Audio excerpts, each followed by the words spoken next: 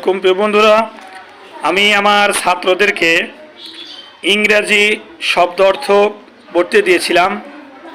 এখন আমি শব্দ অর্থগুলো ধরব, দেখি এরা কীরকম পড়েছে।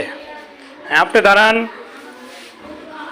আপনি বলেন স্টোরি অর্থ কি? স্টোরি অর্থ গল্প কাহিনী। গল্প কাহিনী। স্টোরি বানান করেন তো। STORY story.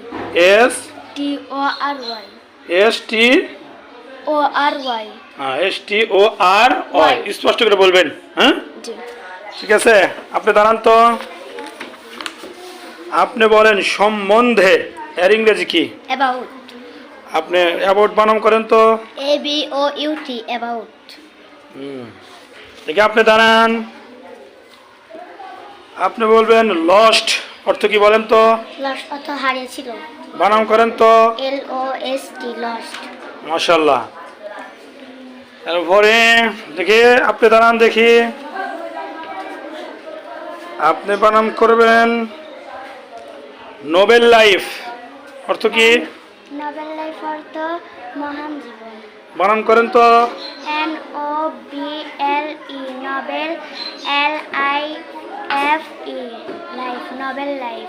মাশাআল্লাহ। হ্যাঁ, দেখি আপনি দাঁড়ান, পড়ছেন তো ঠিক মতে? ধরলে পারবেন তো?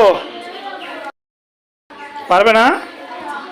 তাহলে আপনি বলেন গ্রেট অর্থ কি? গ্রেট অর্থ মহান। বানান করেন তো। GREAT great. গ্রেট অর্থ মহান। মাশাআল্লাহ। আপনি বসেন। আচ্ছা, আপনি বলেন লস্ট অর্থ কি? হারিয়েছিল। লস্ট বানান করেন তো। LOST lost. LOST lost.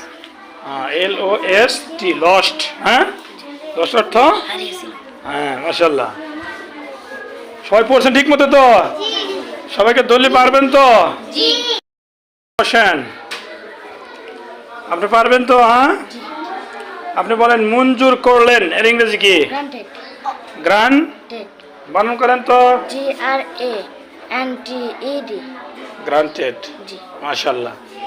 সবাই পড়ছেন ঠিক মতো? হ্যাঁ, মাশাআল্লাহ।